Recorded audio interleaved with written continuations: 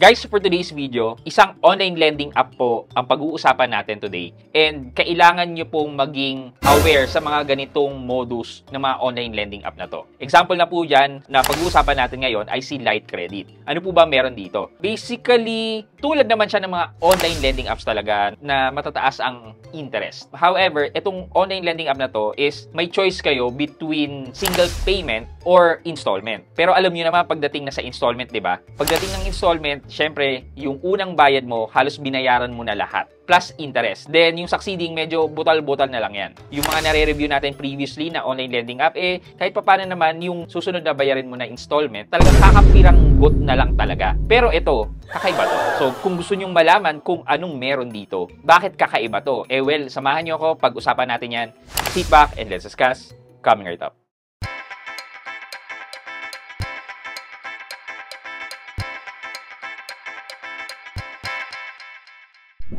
Hi guys, this is Pat and you're in Pat Quintos Review TV. So if you're new here in my channel, I do reviews about personal finance na meron akong experience or meron na akong knowledge na ginawa ko na ng videos and playlists na makita nyo dito sa taas. At kung bago ka dito sa channel ko, you may want to consider subscribing to my channel. Okay guys, sabi ko sa inyo, kailangan yung malaman to kasi medyo kakaiba to. Sasabihin ko na sa inyo kagad Katulad ng ibang mga online lending app, in the usual, yung 7 days na nandun na nabayaran nyo na lahat, parang ganun din naman siya. Pero, meron siyang succeeding installment. And yung succeeding installment niya, hindi lang 2 terms, hindi lang 3 terms to pay. Ito yung medyo nakakabahala. Bakit? Kasi, pwedeng lumobo ang bayarin nyo in case na makalimutan nyo. Anong pinagsasabi mo? Pat Quinto, wala kaming naintindihan. Let's head over and review na si Light Credit. Okay, the usual, tingnan po natin kung meron siyang website. Scroll po tayo, and meron naman po siyang website. So, based dito sa kanyang website, Light Credit is owned by Prima Fintech Lending Corporation, a legally registered lending company in the Philippines. Yan. Ito po yung SEC registration number niya, and then Certificate of Authority na ito. Judging the website, let's click no more. Wala na pong ibang maklik-click dito. But more on single-pager website. Pero ito po, tingnan po natin yung easy cash out daw nila with low interest and easy process. Pag 3 months daw, 2,000 yung loan, 2,020 lang daw ang babayaran. 6 months yung loan, 4,000, tas 4,040. Parang ang baba po, no? But then again po kasi, malaki po ang kaltas nila.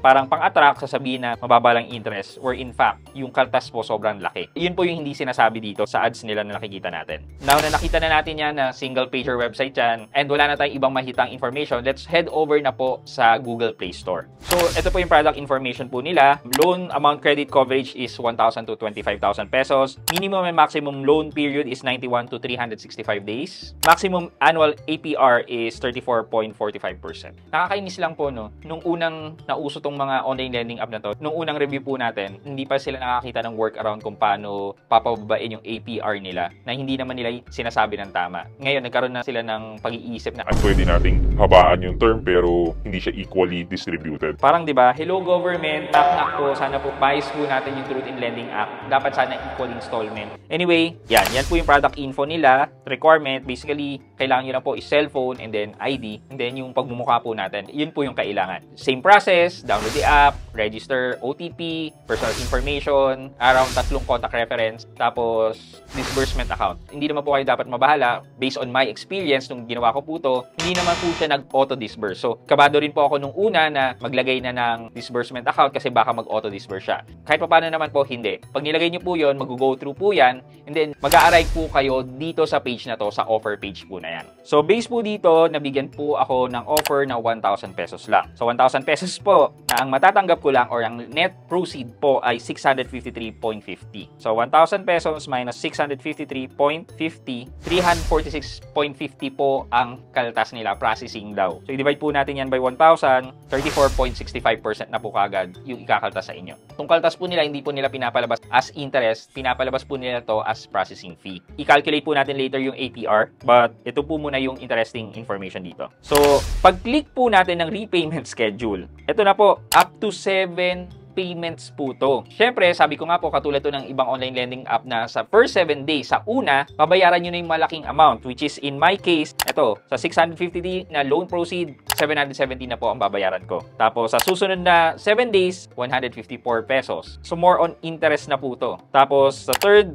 72, then 21, 21, 21, and then 18. Ang haba po, no? Pero, barya na lang po ito eh. Though, mas magaan-gaan naman na after 7 days, mas konti ang ibabalik mo kaysa yung buong 1,000 amount. Pero kasi, ang problema po dito, dahil sa dami yung due date, mataas po ang chance na makakalimutan nyo. Pag nakalimutan po nyo, 2% na po kagad ang late charges, ang penalty fee per day. So, lalo pa pong tataas ang bayarin nyo dahil marami kayong chances dito na hindi mabayaran to. So, ang gagawin nyo na nga po dito para maiwasan nyo yun is babayaran nyo na ng isang bagsak. So, ganun po. And then, wala po kayong option to pay it off. Siguro, ang gagawin nyo po dyan is ipag-add po lahat ng nakalagay na amount dito sa amortization schedule, tapos yun po ibabayaran nyo kapag meron kayong pera, kunyari first payment, ibayaran nyo na po lahat para wala po kayong sakit ng ulo. Kung papatagalin nyo pa po para sa 21 pesos lang sa susunod na linggo nyo babayaran, mataas po ang chance na mag-late penalty pa po kayo ng 2%. Siguro, going through the loan agreement, ito lang po masasabi ko, mas okay po ang practice ni Light Credit in terms of the loan agreement kasi nakaspecify po everything yung dapat nating makita sa isang loan agreement. As specified by the Truth in Lending Act, makikita na po natin dito yung pangalan natin, kung sa kanino po tayo ng hiram, tapos term of loan, amount, receipt, penalty, etc. As in, nakaspecify na po dito. Hindi po katulad ng mga ibang previous na online lending app na na-review natin na blanco, napaka-misleading, di ba? Yun naman po yung mabibigay kong credit dito kay Light Credit. Pero, hindi ko pa rin po siya mai-recommend sa inyo dahil sa taas ng kaltas niya. So, medyo tricky po itong calculation natin dahil sa dami ng kanyang terms. But, ang masasabi ko lang po dito, ang pwede natin gawin is itong first payment natin, which is 717 sa loob ng 7 days, pwede po tayo dito magbase.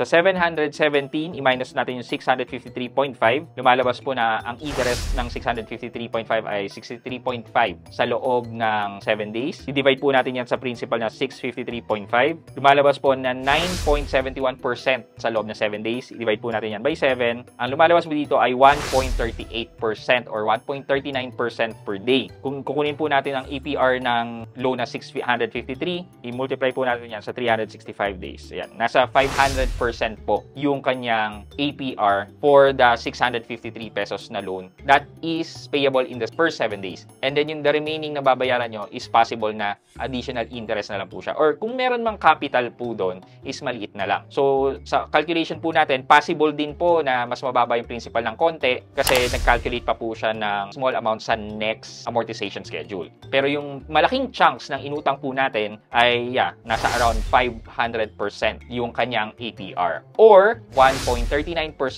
daily. Mataas po to. Something na hindi ko po talaga i-recommend. Lalo na marami po siyang amortization schedule na maliliit na amount na mataas po ang chance na makalimutan po natin at mag-penalize pa po tayo. So, basing from the recent reviews, medyo matataas po ang kanyang review. Yung iba naman po dito, tao po talaga. So good is Light Credit app. Maganda at mabilis ma-approve, makakahiram, maasan. Pero be cautious po kung maniniwala po tayo dito. So, hindi po natin alam kung totoo po dito or may kapalit po yung 5-star. Pero ito po, kay Roselyn Joy Damaowan. I tried Light Credit PH when I needed quick cash. The app was easy to use and went straight right to my GCash the same day. Interest is high, so it's only good if you can pay on time. Helpful for emergency, but not ideal for long-term borrowing. So, even 5-star, ayun, sinasabi naman po niya na the interest is high. Jasper Gravamen, sabi po niya, they keep harassing people, report this app. J. Ponce, another fake app. Ito, Roma Alvarez, sobrang mangharas. Nagbabanta pa sila, hindi maganda. So, yan. Nakita po natin na mix naman po ang reviews. Merong nagbe-benefit and then sinasabi din po niya mataas talagang interest. And then there are others na hindi talaga maganda ang experience dito with this Light Credit app na in terms of their collection. Siguro, based sa kanya, nanghaharas daw po sila. In conclusion, I would rather stay away from this kind of lending app, lalo na sa modus nila na madaming maliliit na payment spread all over 90 days yung payment nyo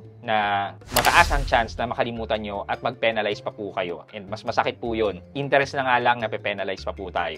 Okay, for our question of the day. Not necessarily related to this online lending app. Meron po ba kayong experience na may pambayad naman po talaga kayo? It's just that nawala sa isip nyo, nakalimutan nyo magbayad. And kinabukasan naalala nyo pero may penalty na po kayo. Ano pong naramdaman nyo at na-chargean na po kayo kagat ng malaking penalty because nakalimutan nyo lang ng couple of hours? Ano po yung experience nyo? Let me know sa comment section sa baba at may chance po kayong manalo ng 1,000 pesos sa ating weekly GCash giveaway. Yun lamang po for today's video, but before we end this video, mag-shoutout po muna tayo. at shoutout kay Darwin Bagwanga at Darwin Bagwanga 8346. Sabi po niya, salamat po Sir Pat, marami ako natutunan sa mga videos nyo. Kay Darwin Bagwanga, shoutout po sa inyo. Thank you so much po at na-appreciate nyo po yung mga content na ginagawa ko. Maraming salamat po. I hope you like this video. Leave a thumbs up, and if not, wala nang problema dyan, but continue to support me by subscribing to my channel by clicking the subscribe button and also the bell button sa tabi ng subscribe para makareceive kayo ng latest notification sa lahat ng upload ko. Again guys, this is Pat Quinto and you're in Pat Quinto's Review TV. Bye-bye!